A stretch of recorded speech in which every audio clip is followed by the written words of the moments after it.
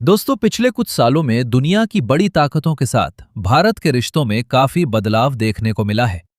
कई ऐसे मौके आए जब कुछ देशों ने भारत के साथ दोस्ती की बड़ी बड़ी बातें तो की, लेकिन जब उन बातों को साबित करने का समय आया तो उनका रवैया पूरी तरह बदल गया।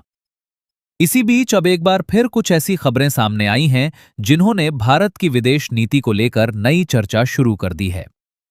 यूरोपियन यूनियन ने एक ऐसा कदम उठाया है जिससे भारत में नाराजगी बढ़ सकती है। वहीं दूसरी तरफ ब्रिटेन ने एक ऐसे मसले पर साफ इनकार कर दिया है जिसमें नेपाल उससे मदद की उम्मीद कर रहा था। ऐसी ही और भी कई सारी बड़ी अपडेट्स निकल कर आई हैं जो भारत से रिलेटेड तो हैं, लेकिन आपको एक साथ किसी भी मेन स्ट्रीम न्यूज चैनल पर देखने को नहीं मिलेगी। इसलिए वीडियो को एंड तक जरूर देखिएगा। सबसे पहले बात करते हैं यूरोपियन यूनियन की। पिछले कुछ महीनों से भारत और यूरोपियन यूनियन के बीच फ्री ट्रेड एग्रीमेंट को लेकर बातचीत तेजी से आगे बढ़ रही है। दोनों पक्ष इसे एक बड़े आर्थिक समझौते के रूप में देख रहे हैं। माना जा रहा था कि आने वाले समय में ये साझेदारी और मजबूत होगी, लेकिन इसी दौरान यूरोपियन यूनियन की एक ऐसी संयुक्त टिप्पणी सामने आई है जिसने कई सवाल खड़े कर दिए हैं। हाल ही में यूरोपियन यूनियन की वरिष्ठ अधिकारी काजा कलास पाकिस्तान के दौरे पर पहुंची। वहां पाकिस्तान और यूरोपियन यूनियन के बीच कई मुद्दों पर बातचीत हुई। बातचीत के बाद जो संयुक्त बयान जारी किया गया उसमें जम्मू कश्मीर का भी जिक्र किया गया। यही बात भारत के लिए सबसे ज्यादा चिंता की वजह बनी है, क्योंकि भारत लगातार ये कहता आया है कि जम्मू कश्मीर भारत और पाकिस्तान के बीच का मामला है और इसमें किसी तीसरे पक्ष की भूमिका की जरूरत नहीं है। इस संयुक्त बयान में कहा गया कि पाकिस्तान ने यूरोपियन यूनियन को जम्मू कश्मीर से जुड़ी स्थिति की जानकारी दी, जबकि यूरोपियन यूनियन ने पाकिस्तान को रूस और यूक्रेन के युद्ध से जुड़े हालात के बारे में बताया। इसके बाद दोनों पक्षों ने कहा कि सभी विवादों का समाधान बातचीत और कूटनीतिक रास्तों से होना चाहिए।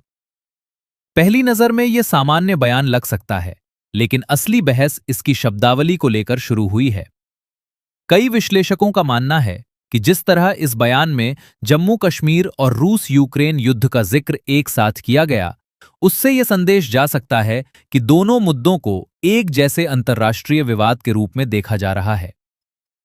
भारत लंबे समय से इस सोच का विरोध करता आया है।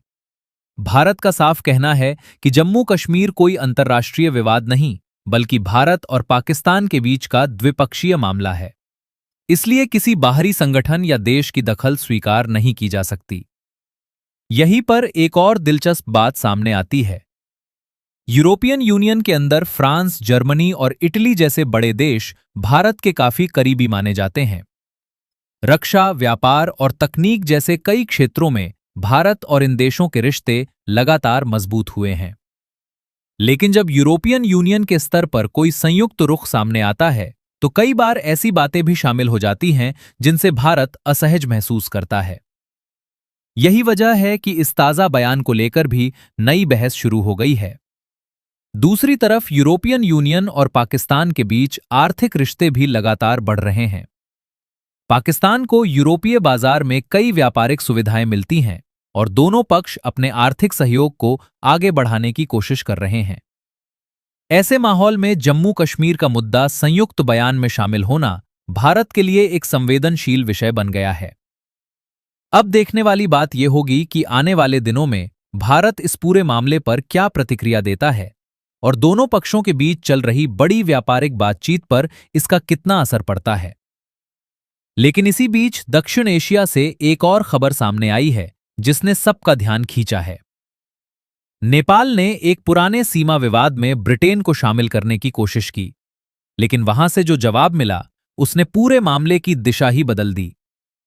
आखिर ब्रिटेन ने ऐसा क्या कहा और नेपाल को वहां से खाली हाथ क्यों लौटना पड़ा? अब बात करते हैं नेपाल से जुड़ी उस खबर की जिसने हाल के दिनों में काफी सुर्खियां बटोरी हैं।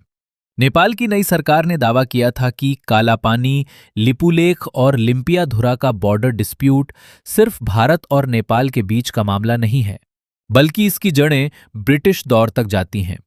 इसी वजह से नेपाल चाहता था कि ब्रिटेन भी इस मामले में शामिल हो और किसी तरह समाधान निकालने में मदद करे।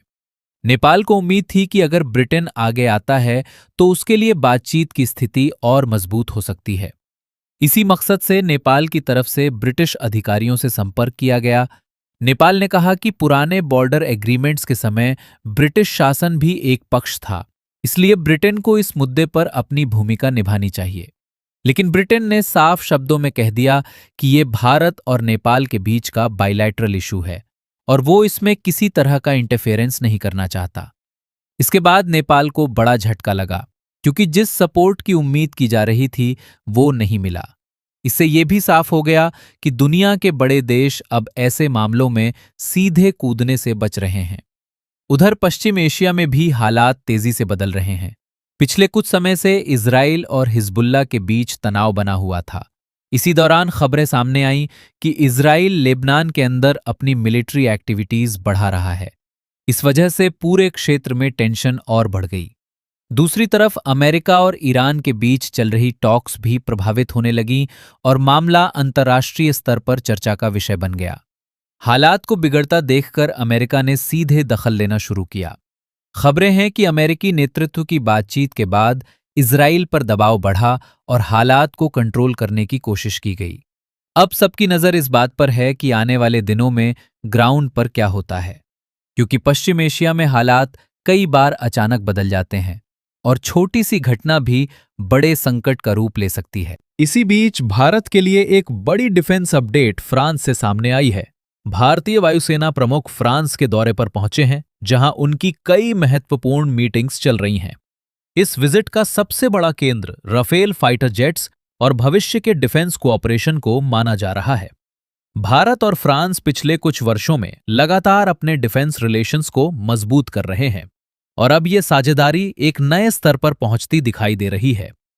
खबरों के मुताबिक 114 नए राफेल फाइटर जेट्स को लेकर प्रक्रिया आगे बढ़ रही है। अभी कई आधिकारिक चरण बाकी हैं, लेकिन दोनों देशों के बीच बातचीत की रफ्तार काफी तेज दिखाई दे रही है। अगर ये डील आगे बढ़ती है तो भारतीय वायुसेना की ताकत में बड़ा इजाफा होगा। खास बात यह है कि इस तरह की डिफेंस डील्स सिर्फ एयरक्राफ्ट खरीदने तक सीमित नहीं होती, बल्कि इनमें weapons package, maintenance, technology support और कई दूसरी चीजें भी शामिल होती हैं। वहीं दूसरी तरफ भारत और बांग्लादेश ने भी बॉर्डर इश्यूज पर बातचीत फिर से शुरू करने का फैसला किया है। अगले कुछ दिनों में दोनों देशों के अधिकारियों के बीच टॉक्स होने वाली हैं। इसमें border security, smuggling, illegal infiltration और सीमा पर होने वाली दूसरी गतिविधियों पर चर्चा होगी। दोनों देश ये समझते हैं कि सीमा पर शांति और बेहतर कोऑर्डिनेशन दोनों के हित में है, इसलिए बातचीत का सिलसिला जारी रखा जा रहा है। दोस्तों, इन सभी खबरों पर आपकी क्या राय है? क्या यूरोपियन यूनियन को जम्मू कश्मीर जैसे मुद्दों पर बयान देने से बचना चाहिए? नेपाल के मामले में ब्रिटेन का फैसला आपको कैसा लगा और राफेल डील को लेकर आपकी क्या सोच है? अपनी राय कमेंट्स में जरूर बताइएगा। अगर वीडियो पसंद आया हो तो वीडियो को लाइक करें, अपने दोस्तों के साथ शेयर करें और चैनल को सब्सक्राइब करना बिल्कुल न भूलें। आप सभी के सहयोग और समर्थन के लिए बहुत बहुत धन्यवाद। मिलते हैं अगली वीडियो में एक और महत्वपूर्ण अपडेट के साथ। जय हिंद, जय भारत।